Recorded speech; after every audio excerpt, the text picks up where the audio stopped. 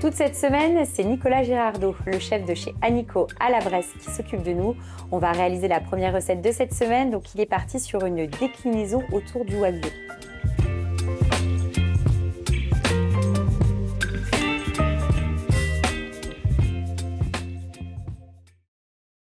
Donc Nicolas, on commence par quoi? Alors du coup, on a un bœuf wagyu, Oui. donc du paleron de bœuf. D'accord. On va faire en tataki et en bœuf mariné. Ok, donc l'idée c'est une mise en bouche autour du bœuf avec une déclinaison en fait en deux versions. Exactement, ouais, c'est ça. Puis du coup, on a un petit millefeuille de pommes de terre aussi avec. Que tu as préparé en amont, bah, tu vas m'expliquer. On commence par quoi d'abord? Alors on va commencer par le millefeuille, donc on va le tailler. Donc c'est quoi? C'est de la pomme de terre que tu as taillée à la mandoline, c'est ça? C'est des pommes de terre à grillère. Donc on a taillé à la mandoline très finement, du sel, du poivre, du beurre dessus. Oui. Après on met ça au four à 160 pendant environ 1 heure. Ok. On sort ça du four, on le laisse un peu refroidir, on peut mettre une presse dessus pour que ça soit bien tassé. D'accord. Et puis après, on va le tailler. On va le passer un petit coup en friture. Je le tailler. Et puis voilà. Hop. Hop, donc tu le tailles. Effectivement, on voit toutes les petites différentes. C'est ça, petit millefeuille. On va pareil. Après, on n'est pas obligé de... Voilà, on peut garder entier. Hein, on fait un peu, on titille un peu l'œil, un peu d'esthétique. Oui, puis voilà, j'imagine que là, quand tu es en train de le couper, tu imagines déjà le dressage et tu sais exactement où tu veux aller. Exactement. Donc on va le passer à la friteuse. Oui, exactement. Donc là, de toute façon, on laisse faire. On va bien la laisser caraméliser. Bah là, c'est pas mal, c'est bien coloré. J'allais dire, l'idée, c'est d'avoir une belle coloration. C'est ça, que ça soit bien croustillant, puis voilà. Ok, donc tu les récupères. Voilà. Donc ça, c'est bon, on laisse de côté. Donc déclinaison wagyu. Donc là, il y a déjà le wagyu que tu as préparé. Coupé au couteau, comme un tartare classique au couteau. Hein. Du sel, du sucre, et puis de la sauce soja. D'accord. Donc ça, c'est bon, le tartare, c'est prêt. C'est ça. Et donc ça, on va s'occuper de l'autre partie. L'autre partie que là, tu vas... Alors, on va le tailler en tranches. Couper. On va juste faire revenir. Donc là, tu l'assaisonnes. Légèrement, voilà, une pointe de sel. Et un petit coup de moulin. Léger, à peine, voilà, comme ça. Donc là, quand ta poêle est bien chaude, tu mets donc ton bœuf. On saisit. Mais tu vois, je trouve qu'à la limite, c'est pas mal de le faire en mise en bouche comme alternative. Parce que déjà, en termes de dégustation, c'est bien de l'avoir en petite quantité. Et en plus, en termes de coût, tu vois, quand tu as du monde à la maison, si tu arrives à avoir ça, c'est vrai sûr. que... Ouais. Donc, dès qu'il y a c'est un petit peu croûté, coloré, tu le retournes. Exactement. C'est bon. Hop. Donc là, tout est OK, on dresse. Voilà. Donc, tu mets ton pressé de pommes de terre. Exactement. Donc ensuite, après avoir dressé le pressé de pommes de terre... On va faire une petite quenelle. Tu fais une petite quenelle de tartare. C'est ça. Tu vas mettre dessus. Donc là, c'est vraiment pour jouer le côté chaud-froid, quoi. C'est ça. Hop. Voilà. Et après, donc tu coupes. Ah oui, tu remets en fait dessus, d'accord. Voilà. Ok. Les petits œufs de truite. Donc là, l'idée avec les œufs de truite, c'est d'apporter une petite touche iodée, un peu terre et mer, quoi. Oui, c'est ça. Bah, terre et rivière. Terre et rivière, ouais. Terre et eau, quoi. Terre et eau. Bon, j'ai jamais essayé. Tu me diras si c'est bon. Bah oui. Je vais le mettre à la carte. Le verdict va arriver. Voilà, les petites fleurs de bourrache pour accentuer un peu le côté iodé. Oui, puis ça apporte une petite touche, mine de rien, Bah, ça donne, c'est ça. Quoi. La couleur et puis du goût aussi. Après, c'est... Bon, ben on va goûter. Bon, l'idée, c'est de prendre les 3 textures, j'imagine.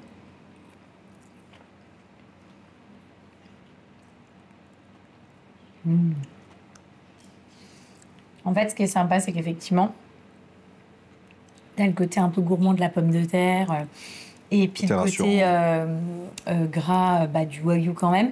Mais en même temps, je trouve que le fait de l'avoir comme ça en tartare, il y a un côté un peu plus léger, tu vois, plus frais, qui est très très bon. Puis les petits œufs. Ouais, qui sont là côté pour... salin un peu. On fait quoi ensuite? Alors, on va faire une petite crème de champignons. donc des shiitake et des pleurotes. Et on va faire une petite déclinaison autour de ça. Une petite crème, un petit œuf, des copeaux de fromage, quelque chose de bien gourmand. Alors on va prendre les champignons, donc c'est pleurotes et shiitake. D'accord, des champignons du coin. Des Vosges, c'est Chantal Gallio qui les fait pousser. Ok. Donc du coup elle a son petit atelier, et puis elle fait tout ça. Donc on va les faire, on va les tailler, on va les faire revenir. Oui. On va mettre un peu de bouillon. D'accord. Donc en gros, c'est une recette. Bah, là, tu es parti sur ces champignons-là, mais on peut utiliser les champignons du moment, les cèpes, etc., etc. Ça pose pas de problème. Okay. Parce que là, on va réaliser en fait la base. Pourquoi pour un velouté. Un velouté un peu plus épais, qu'on servira tiède. D'accord. Et puis voilà. Donc échalote. Échalote. Et on fait revenir tout ça. On fait revenir un peu tout ça. Un petit peu de matière grasse. Ouais, tu rajoutes un petit peu de... Voilà, on va les faire colorer un peu pour donner un peu de goût. Donc là, c'est bon. Ils ont légèrement coloré. Voilà, donc tu rajoutes du bouillon. Bouillon. D'accord, bouillon de quoi, toi, là Là, c'est du bouillon de volaille. Ok. Ça peut être bouillon de légumes. C'est ce que j'allais dire, à la limite, si on a des végétariens. Ouais, on peut mettre du bouillon de légumes sans aucun problème. Donc, on peut même mettre des petites herbes fraîches, un peu de thym, des choux, une gousse d'ail. Oui, après, toi, c'est une base, mais on peut... C'est une base qu'on va agrémenter autour, mais après, on peut mettre tout ce qui nous plaît. Donc, un petit peu de crème. Voilà.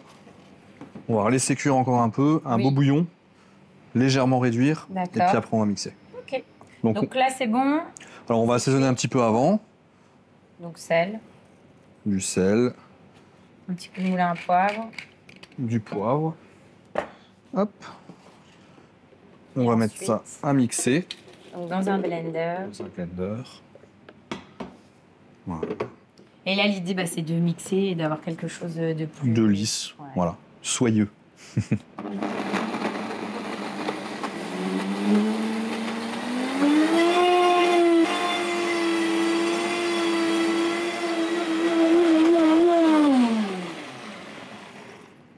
Donc là, c'est bon. Donc, tu débarrasses pour maintenir au chaud. À température. D'accord. Et donc là, notre crème de champignons est faite. Et voilà. Donc ça, c'est bon. Ça, c'est bon. On réserve, on laisse de côté. On laisse de côté. Ça là. Donc là, tout est OK, c'est bon. On n'a plus qu'à dresser. Hein. Exactement. Et à goûter. Eh ben, vas-y, je te laisse faire. Voilà. L'idée, c'est de mettre une belle cuillère au centre de l'assiette. C'est ça.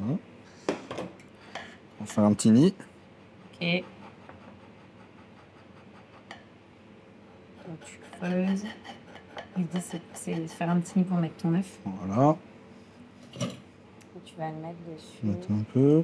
Alors, des petits champignons qu'on a lacto-fermentés. D'accord. Donc ça, c'est quoi exactement? Alors, on met à peu près 1% de sel. Oui. Et donc, on les fait lacto-fermenter. Donc, on fait sortir l'acide lactique. Puis, c'est un bon moyen de les garder, en fait. D'accord. Oui, ça les conserve, en fait. Ça les conserve et puis ça donne du goût aussi. Donc, c'est ça qui est aussi important. Mais ça, c'est vraiment ton truc. Hein. Quand on était déjà venu la première fois, tu nous avais déjà... Ouais, après, on préserve, quoi. Pour l'hiver, des fois, on n'a pas grand-chose, donc on essaie de conserver un peu. Oui, ça te permet de conserver certains... Et puis de donner du goût aussi. Produits. Le plus important, de donner du goût. Donc là, c'est quoi que tu coupes? C'est du topinambour. Ça aussi, c'est lacto-fermenté. Ça a un petit goût de noix fraîche. Donc c'est ça qui est quand même intéressant. Ah oui, donc c'est ce goût-là que tu recherches en fait. Ouais, c'est ça. Vu que les champignons, ça va bien avec tout ce qui est noix, noisettes, ce genre de choses. Là, on l'amène, mais de façon un peu différente, quoi. C'est un peu ça l'idée. Voilà. On va casser notre œuf dedans. Oui. J'espère qu'ils sont bien, parce que des fois, ils ont tendance à couler un peu, c'est ça. Voilà. Parfait. Ça a l'air comme l'œuf. Ça. Hop. Voilà. Ok, c'est géré, c'est maîtrisé, ça. Parfait. Un peu de fleur de sel. Voilà. Un peu d'échalote noire. Condiment. Donc échalote noire, c'est... En fait, c'est la même technique que l'ail noir. Donc on les laisse en étuve pendant à peu près 2 mois. D'accord. Puis on fait une mayonnaise avec ça. Après, on peut substituer avec de l'ail noir, tout simplement. Hein. Oui, ça fait aussi le job. Ça fait le job. Donc on va mettre aussi quelques petits copeaux de fromage. C'est quoi comme fromage? Alors c'est du cœur de massif, donc fromage vosgien. Hein. Restons local. Des petits croûtons de pain. Ouais, pour vraiment apporter de la gourmandise. Un peu de croquant. Voilà. Petites herbes fraîches. Pour twister un peu. Puis on a une petite vinaigrette au jus de viande, donc c'est un petit jus de viande. D'accord. Avec une pointe de vinaigre et un peu de beurre noisette. Ok. Donc pour ajouter un petit côté un peu plus animal. Donc on va mettre un peu dessus. Et voilà. Super. Bon, eh ben on va goûter. Bah voilà. Donc pour accompagner le plat, tu voulais nous présenter. Ouais, alors Olivier, notre sommelier, voilà, il nous a mis un petit vin en avant. Donc c'est un petit 100% chardonnay, donc du coup du domaine Févelé. Ok. Donc qui ira très bien avec l'ail noir et avec tout le reste. Ok. Donc, bon, on va voir, on va goûter. Alors l'idée c'est de voir et de couper un petit peu le jaune. C'est top. On a beau dire n'importe quoi, mais champignons. Là on est vraiment dans, tu sais, la recette réconfort, quoi. C'est ça. Genre il fait froid dehors. C'est l'automne. Exactement. Bon, un petit œuf parfait, crème de champignons, puis avec les petits bouts de fromage, les petits morceaux de pain. Voilà, on est vraiment dans la gourmandise pure et dure et on se fait plaisir, quoi. Non, c'est vraiment très très bon. Et puis le petit côté échalote noire là est là vraiment pour apporter la petite touche. Twister un peu, pousser un peu l'histoire et puis voilà. Ouais, non, c'est top. On fait quoi ensuite? Alors on va faire une épaule d'agneau. Donc épaule d'agneau des crêtes avec les pois chiches vosgiens qu'on va faire en panisse et en houmous. D'accord. Et puis une petite déclinaison de carottes et puis voilà. Donc let's go. Donc on met l'eau. Là on a des pois chiches, de la farine de pois chiches vosgiens. D'accord. On va mettre de l'eau qu'on a pesée au préalable. Oui. Et puis on va cuire ça un peu comme une crème pâtissière. D'accord. Alors je t'avoue que moi je connaissais le panisse, mais c'est provençal. C'est provençal. Ouais. Mais moi je l'achète, tu vois, chez des producteurs déjà tout fait, etc. T'as plus qu'à trancher. Bah voilà. Bah là on le fait nous, puis du coup. C'est top. C'est la farine, enfin c'est les pois chiches d'ici. Donc c'est un petit peu pour mettre en avant les produits. Les producteurs. D'ici avec des techniques aussi un peu d'ailleurs. Et puis après on va tailler des gros morceaux, pas des gros morceaux taillés à la convenance. D'accord. Et puis après on va passer ça en friteuse. Ah, tu les fais carrément en friteuse. Donc là, c'est bon? Ouais. Petite consisture de crème anglaise. Il y a des petits morceaux noirs. Alors ça, c'est du carvi. D'accord. C'est du curry pour donner un peu de goût. Hein. Moi, je pensais que c'était de la truffe. On aurait pu. On reste modeste. On aurait pu quand même. On aurait pu, exactement. Je te taquine. Mais il faut. Je pensais un peu quand même. On aurait pu mettre de la truffe, mais c'est pas grave. Bon, un peu de sérieux. Donc on le débarrasse. Exactement. Hop. Voilà. D'accord. Tu le débarrasses. Et l'idée, c'est tout simplement après qu'il prenne. De le laisser figer. Voilà. Et ensuite, tu vas le couper. Voilà, exactement. Ça se coupe, en fait. Donc, ça va tout simplement figer et durcir. Donc, on met ça au frigo. Et après, tu en as préparé d'avance et on utilisera celui que tu as préparé. Exactement. OK. Donc là, c'est de l'agneau. C'est ça, c'est une épaule d'agneau. OK, que tu as cuit avec du foin. Exactement. Donc on l'a mis au four à 220 pendant à peu près 2 heures. On va agrémenter ça avec des carottes. OK. Des carottes, des capucines. Capucines pour les petites fleurs qui sont, enfin des petites plantes qui ont des notes un petit peu poivrées pour donner un peu de contraste. Donc ça, on laisse de côté. On va peut-être travailler à la limite le panisse qu'on va passer à la friteuse. Oui. Donc ça, c'est le panisse qui a figé et que tu as coupé en petits cubes. Voilà. Et on va le passer à la friteuse. En friteuse. Donc là, l'idée, c'est finalement de les mettre en température et surtout d'avoir une belle coloration. Une croûte qui se forme autour. Soit bien croûtée, parce que le principe du panisse, c'est ça, c'est que ça soit croûté à l'extérieur et bien fondant. Exactement. Et donc pour accompagner l'agneau, le panisse, donc tu me disais qu'il y avait des petites, une déclinaison de carottes, c'est ça? C'est ça. Donc on a fait une purée de carottes. D'accord. Donc ça je la vois là. Voilà. Donc on a fait bouillir des carottes avec un peu de bouillon, un peu de crème. On a mixé. Après, on a pris les fans, donc les fans de carottes. Donc on les a fait bouillir. D'accord. Voilà. Après, on les a mixés, histoire de rien perdre. Hein. On les a mixés avec un peu d'huile citron. Ok. Et puis on a une petite carotte fan aussi pour accompagner. D'accord, donc une carotte là qui a été glacée. Exactement. C'est ça. Ouais. Et donc qui va accompagner panisse et l'agneau. C'est ça. Et tu as prévu un petit jus, je vois? Petit jus de viande, ouais. Jus de cuisson. D'accord. Voilà. Donc là, on va réaliser le houmous. Hein. Voilà. Donc, les pois chiches que tu as déjà cuits. Oui. Donc, toi, finalement, le miso, là, ça remplace ce que nous, on met habituellement. Ouais, exactement. Ouais. Donc, c'est fait à base de pois chiches. Donc c'est tahine, je sais pas. Le tahine, c'est la pâte de sésame. Ouais, c'est ça, la pâte de sésame grillée, ouais. Donc là, c'est fait à base de pois chiches. Oui. C'est juste pour renforcer un peu et pour renforcer un peu le condiment. Donc, un petit peu de sel. Un petit peu de sel, un chouïa d'huile de colza grillée. Et voilà. Hop. Et après, on va mixer. C'est parti, on mixe.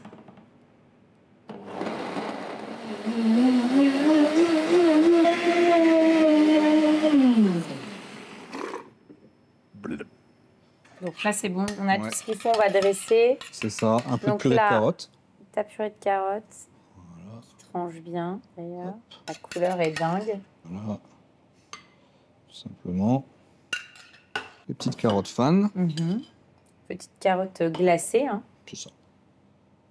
Un peu de coulis de fan. Oui. Hop.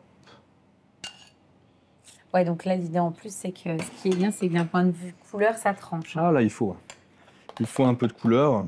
Donc, le houmous. Le houmous. Voilà. Condimenter un peu. Les panisses. Ici. Donc, ton petit cube de panis. Voilà. Puis la viande. Du coup, juste garder un peu. Voilà. Donc, ton agneau. Un peu de grillé avec. Ouais. Ah, tu veux mettre le côté un peu... Côté un peu grillé. Voilà. On met là-dedans. Ça. Alors, un petit jus de cuisson. Ouais, on a mis un peu de... une belle couleur et qui est corsée, là, pour le coup. C'est ça, on a mis un peu de fumé vosgien dedans pour donner un peu ce côté fumé. On a un petit gel au foin aussi, pour rappeler un peu le côté... cuisson de l'agneau. Cuisson. Puis on a des capucines. D'accord. Donc ça, c'est la petite ferme des Plantules qui fait ça. Et du coup, ça a des petites notes un peu poivrées. Donc du coup, c'est aussi pour donner un peu de condiment. Et puis voilà. Eh ben super. Bon, on va goûter. Oui. Bon, on y va, on goûte. Go. Ouais, c'est très rond. Voilà, les carottes, le houmous, ça fonctionne bien. Et ce qui est sympa, je trouve, c'est qu'en fonction de là où tu vas piocher, bah voilà, t'as pas la même chose quand t'es dans le petit jus de fan. Un peu de citron, ouais. Ça. Et puis pareil, le petit gel de foin. Ouais, non, c'est top. Franchement, c'est vraiment très très bon. Et ce qui est sympa, c'est que visuellement, c'est top, quoi. Et pourtant, on est dans quelque chose qui est relativement facile et accessible à la maison. Exactement, exactement. Et pour accompagner ce plat, tu me conseilles quoi alors? Donc on a un petit Bordeaux. D'accord. Olivier, notre sommelier, il nous a sélectionné.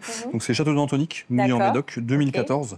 Donc c'est un petit millésime qui est plutôt sympa. Et donc ça ira parfaitement avec le reste. Avec l'agneau. Voilà. Ok. Et pour le dessert, on va faire un premier dessert avec toi. Oui, ça sera donc une mousse au chocolat tiède avec une glace au panais et puis un petit caramel au miso de noisette. Alors donc là, on a fait chauffer de la crème, c'est ça? On a fait chauffer de la crème. On va rajouter un mélange de sucre et d'agar-agar. Oui. Voilà. L'agar-agar, l'idée c'est de le réhydrater. Hein. Oui. Donc c'est pour ça qu'il faut toujours un petit bouillon. En tout cas, l'idée c'est agar-agar ou gélatine. Enfin, il faut mettre quelque chose qui va... pour que ça tienne. Ouais, c'est ça. Après, ce qu'il y a, c'est que vu que c'est une mousse chaude, l'agar-agar, ça tient chaud. Donc c'est pour ça que t'es parti là-dessus. Ouais. Bon, après, ça peut être une mousse froide. Oui. Ça peut être, on peut... l'idée, ça reste quand même d'avoir quelque chose de tiède, hein, c'est ça, un peu chaud même. Une mousse au chocolat chaude en fait. Enfin non, c'est une quoi? Chaude, tiède. Ouais. Donc là, tu verses la préparation sur ton chocolat. C'est quoi comme chocolat et quel pourcentage là? Un chocolat grand cru Madong, 70%. Ok. Ah oui, donc assez bien corsé quand même. Ouais, c'est ça. Et puis il y a des petites notes un peu fumées là, parce qu'ils ont un terroir volcanique là-bas. Ok. Donc ça, c'est plutôt pas mal. Et puis. Je connaissais pas du tout. Voilà. Donc là, c'est bon, ça a fondu. Ensuite, alors du coup, ouais. Donc ça, c'est quoi? C'est des blancs d'œufs? Ça, c'est des blancs d'œufs, exactement. Ok. Donc vas-y, je te laisse verser. Je les mets dedans. Ouais, vas-y. Tout. C'est pesé. Ok. Donc là, on mixe. L'idée, ça, c'est le fait de le faire comme ça et de mixer, c'est vraiment de bien tout mélanger de manière. Ouais, c'est ça, que ça soit fluide, parce que vu qu'on le met dans un siphon, les siphons, il faut pas qu'il y ait de morceaux. Donc, s'il y a un petit morceau dedans, ça va tout de suite. Donc, on peut le faire, là, tu l'as fait au robot plongeant, mais on peut le faire au blender. Ouais, tout ce qui mixe. D'accord. Tout ce qui mixe. Donc, ça, on va le mettre de côté, on le mettra dans un siphon. Oui. Et puis, on va faire la glace panée. Tu vas le servir chaud ou froid? Tiède. Ah, d'accord, ok. Donc, je le mets en siphon chez moi. Ouais, c'est ça. Et je le maintiens pour que ça soit tiède. Une soixantaine de degrés. D'accord. Tu fais bouillir ta casserole d'eau, tu la laisses de côté gentiment, puis tu mets ton siphon dedans. Et combien? 2 cartouches? 2 cartouches, ouais. Okay. Ouais. Ça marche. Donc, ça, c'est bon. Ensuite, on va s'occuper de la glace au panais. Voilà. Donc, ça, c'est du panais. Donc, qu'on a épluché au préalable, qu'on a taillé en morceaux. D'accord. Et qu'on a mis dans du lait. Avec un peu de sucre, donc 10% environ. Donc on va cuire ça, on va le mixer, et puis on va le mettre dans un bol à pacojet. D'accord. En gros, ça va faire comme une purée de panais, mais sauf qu'il y a du sucre. Et après, on le met dans un bol. Alors moi, j'ai pas un paco. Une turbine, ça marche aussi, une turbine à glace. D'accord. Ça marche une turbine à glace. Après, ça peut même être, on le met au congélateur, on gratte un peu, enfin quelque chose de. D'accord, ok. Donc, voilà.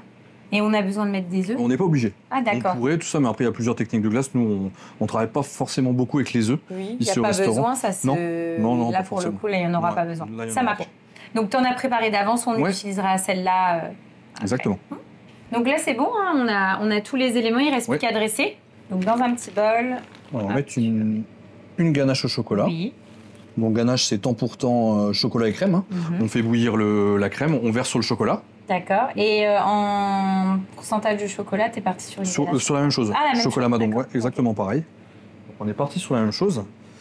Après, on va mettre du caramel au miso de noisette. Donc ça, c'est le miso qu'on fait nous, mais après, on peut le substituer avec un autre miso. D'accord. Donc on fait un caramel de base et au lieu de mettre du beurre salé dedans, pour ramener la petite salinité, donc nous, on met un petit peu de beurre et aussi un petit peu de miso. D'accord. Donc là, on va... En tout cas, l'idée, c'est d'avoir quelque chose qui est un caramel au beurre salé. C'est ça, des notes un peu salines. Après, on a un peu de sablé breton. D'accord. Ça peut être un biscuit, tu sais, un biscuit acheté qu'on crush, qu'on... Oui, ça peut être sablé. Un peu de la texture, donner le petit même biscuit. Ça peut être un petit peu dans l'esprit crumble, ramener du biscuit. Quoi. Les petites gavottes. D'accord. Pareil, c'est les crêpes bretonnes, les petites crêpes dentelles. Donc ça, c'est exactement le même principe. C'est des choses qu'on peut trouver facilement. Oui. Après, du coup, on va partir sur la glace. Donc la glace au panais. Oui. C'est sympa, je trouve, tu sais, d'utiliser comme ça des légumes. Ça change un peu. Et puis c'est des choses... Tu sais, c'est comme la courge. Ça reste des choses où dans le côté sucré, tu peux l'apporter, quoi. C'est des légumes qui ont déjà une sucrosité. Donc après, on va mettre la mousse, la fameuse mousse. D'accord. Donc ta fameuse mousse tiède qui recouvre tout. Voilà. Ça envoie, ça a l'air d'être trop bon. Comme ça. Ce qu'on fait, c'est qu'on met quelques grains de fleur de sel. D'accord. Pour justement contrecarrer un peu le côté sucré. Voilà, vraiment quelques grains pour donner un peu de croquant et pour ramener un peu de salinité. Et puis on va râper des noisettes fraîches dessus. Là, on peut y aller, on n'hésite pas. Voilà, que ça soit gourmand. Et voilà. Ok. On y va. On va aller chercher tout. On y va. Attends, j'essaie de tout prendre. C'est trop bon. C'est pas mal. Tu sais, c'est pas mal. On est vraiment sur le dessert gourmand à souhait, quoi. Il y a du chocolat, mais tu vois, ce qui est top, c'est que c'est pas trop sucré. C'est pas écœurant, parce qu'on pourrait penser que voilà, l'augmentation de chocolat, de ci, de ça, le côté caramel, et pas du tout. En fait, on est vraiment sur la gourmandise sans le côté sucré. C'est ça, exactement. Donc, c'est top. Cherche. Puis bon, moi, j'adore les desserts au chocolat. Là, c'était facile pour toi. Voilà, tu pouvais que me faire plaisir. On va faire un autre dessert. Exactement. Et c'est Maxime, ton pâtissier, qui va le faire avec moi. Exactement, donc notre chef pâtissier qui va présenter ça. Donc c'est en restant dans l'esprit de la maison. Donc c'est un dessert à base de cire d'abeille. D'accord. Et aussi autour de tout ce qu'on peut trouver un peu sur le miel.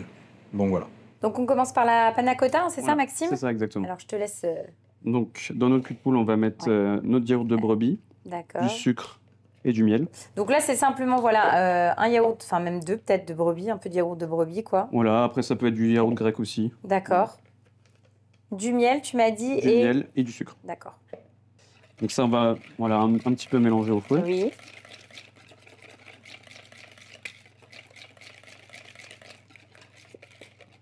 Tu mélanges. Voilà, à côté de ça du coup on a notre gélatine. Oui. Donc tu rajoutes. Tiens, tu veux que je mélange? Je veux bien. Hop, donc on mélange la gélatine. Et pour finir, un tout petit peu de crème montée. D'accord. Donc là, on peut faire un pré-mélange, c'est-à-dire mélanger au fouet dans un premier temps. D'accord. C'est pas grave si on casse la crème. Et c'est seulement après... Et après, on va finir à la maryse. Alors, si on mettait du coup la crème que d'un seul coup, en fait, on mélangerait beaucoup plus que si on mettait une petite partie au départ qu'on mélange au fouet. D'accord. Et après, on économise du coup un peu de sous parce que ça nous fait plus de moules derrière à garnir. Et là, en quantité de crème, t'as quoi? Il y a 100 g de crème. Ok. Et donc là, tu mélanges délicatement. Là, je mélange délicatement. Pour garder ce côté monté. Voilà. Légèrement mousseux, on va dire. Et là, c'est OK. Ensuite, donc, cette panna cotta là, on va la couler du coup dans un moule, nid d'abeille, un petit peu ruche comme ça. On va voir. Donc ça donnera ça, c'est ça. Voilà, super. Exactement. Hop. Donc on peut le mettre directement à la maryse. D'accord. Bon, on n'a pas forcément ce type de choses à la maison. Vous pouvez le mettre dans un bol, voilà, dans une petite verrine, tout ce qui est petite... pour le contenant d'une panna cotta, quoi. Ça fonctionnera très, très bien aussi. Donc on va juste bien pousser notre panna cotta vraiment dans tous les petits traits du moule pour éviter les bulles d'air en fait, ou des moulages. D'accord. Là, l'excédent, tu vas le retirer? Oui, bien sûr, on va passer un petit coup de palette pour vraiment mettre... bon, sachant que ça, là, c'est une panna cotta, ça a besoin de prendre, donc tu me conseilles de le faire la veille pour le lendemain. Hein, voilà. Ça repose comme ça une nuit et puis... Oui, voilà, c'est mieux. Surtout que là, du coup, il faut vraiment que ce soit congelé pour pouvoir le démouler. D'accord. Après, une panna cotta dans un bol, ça peut le laisser rester au frigo pendant 3-4 heures et figer. Donc, ce qu'on va faire, c'est juste encore un tout petit peu taper notre grille sur la table pour enlever en fait toutes les bulles d'air. On voit qu'elle remonte à la surface. Et après, du coup, on va finir avec notre palette. Ouais, et après, tu vas vraiment retirer l'excédent. Et encore, je trouve que tu ne retires pas non plus des masses. Voilà, super. Et ça part du coup une douzaine d'heures en congélation. D'accord. Pour pouvoir la démouler et après on posera ça dans notre... Ça marche. Donc ça, on laisse de côté et on utilisera ceux que tu as préparés exactement. Avant. Hein, voilà. Donc là, on va réaliser la glace à la cire d'abeille, c'est ça. Voilà. Donc c'est cette préparation-là. Donc en gros, c'est quoi? C'est de la crème, du lait? Alors c'est du lait. D'accord. Du coup, tout simplement du lait et du sucre. Oui. Sucré, du coup le lait sucré à 10%. À côté de ça, on va faire fondre la cire d'abeille en casserole et la verser dans notre lait. C'est ce que tu as fait là. C'est exactement ce que j'ai fait là. Et après, ça a quoi? Ça refige? En fait, la cire d'abeille va refiger dans le lait parce qu'en fait, on mettra notre lait du coup au frigo. Donc on aura vraiment un gros bloc de cire d'abeille. Comme là. Comme là. On va laisser ça une douzaine d'heures au frigo pour vraiment donner du goût à notre glace. Et après, chinoiser notre glace tout simplement. D'accord. Donc là, c'est ce qu'on va faire. Là, c'est ce qu'on va faire. On va juste tout simplement enlever notre cire d'abeille. Oui. Alors, si moi, j'ai pas de cire, par exemple, d'abeille à la maison, est-ce que je peux faire un peu ce principe-là et donc une glace au miel? Oui, ça fera aussi ça assurera ça pourra faire le job. Oui, bien sûr. Oui, bien évidemment. Au niveau du goût, etc., on pourra retrouver quelque chose qui est quasi équivalent, peut-être un peu moins prononcé. Quoi. Voilà, ça sera quand même un tout petit peu différent parce que là, c'est quand même la cire d'abeille qui est très spécifique, vraiment son goût spécifique. Donc là, on va dresser. Donc là, tu as mis la panna cotta qui a figé. Et ensuite, on va mettre un tout petit peu de sablé breton. Oui, pour apporter un petit peu de croustillant. Voilà, et ça va permettre aussi de caler notre quenelle de glace en fait sur l'assiette pour éviter que la glace fonde en fait sur l'assiette et qu'il coule. Voilà, donc ça rapporte du goût, du croustillant. Et puis surtout, aussi, ça permet de fixer. Voilà, exactement. Après, donc là, on a 3 petits condiments. On va commencer par un caramel d'agrumes. Donc on va garnir en fait au milieu des alvéoles en fait. Donc ça tu le fais comment? Alors ça c'est tout simplement une base de caramel classique. On va décuire avec de la crème et une pâte de citron, une pâte d'agrumes. Voilà, peu importe l'agrume et des agrumes. Après on va passer sur un gel citron. Oui.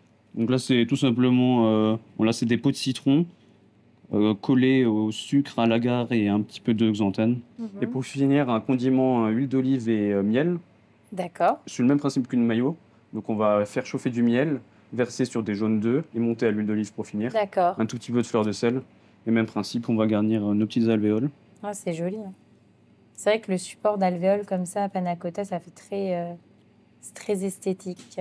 Donc là, donc on a cuit une madeleine à côté, qu'on va coller dans notre assiette en fait avec un cadre en fait d'apiculteur. D'accord. Dans ce cadre-là, en fait, on va tout simplement le mettre dans un bol à Paco, au congélateur. Et voilà, donc grâce au propolis, à la cire d'abeille et au miel qui reste dedans, d'accord, ça donne une espèce de pâte en fait. Une genre de pâte. Ok. Ah, voilà. Super. Donc on va coller notre madeleine avec. Ouais, l'idée c'est ne pas avoir de perte. Ne pas avoir de perte, vraiment exploiter tout ce qu'on peut en fait autour du miel. Et toutes les bonnes vertus du miel, quoi. Voilà, exactement. Ok, donc tu en mets un peu sur ta madeleine pour pas qu'elle glisse et tu la colles dans ton assiette. Ok, super. Voilà. Et ensuite. Et pour finir, on va mettre une belle quenelle de glace à la cire. Pour la toute fin du dessert, j'ai juste réalisé une tuile en pâte à cigarette. Okay. Donc la pâte à cigarette, c'est un ton portant de beurre, sucre, blanc d'œuf et farine, que j'ai cuit aussi pareil sur le même principe que la panna cotta dans un moule un peu ruche d'abeille. Ok, super. Et bien parfait, on dresse la deuxième assiette et on goûte. Allez.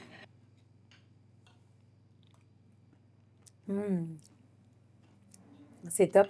En fait, la glace à la cire, ça a un goût bien particulier. Ouais. Je pensais que ça allait vraiment sentir le miel, mais c'est pas tout à fait ça en fait. C'est vraiment autre chose. Et ce qui est sympa, c'est qu'effectivement, dans la petite panna cotta, elle est aromatisée et en fonction de là où tu pioches, tu as le côté agrumes, après tu as aussi un peu le côté caramel, etc. Donc, c'est un dessert qui est, je trouve, très frais et très léger, tu vois. Ouais. Non, c'est un très joli dessert, en tout cas, et très esthétique. C'est gentil, merci. Merci beaucoup, Maxime. On a passé un super moment pendant toute cette semaine avec Nico et toi. Merci. Donc, en général, quand ça se passe bien, on revient l'année d'après. Très bien, merci.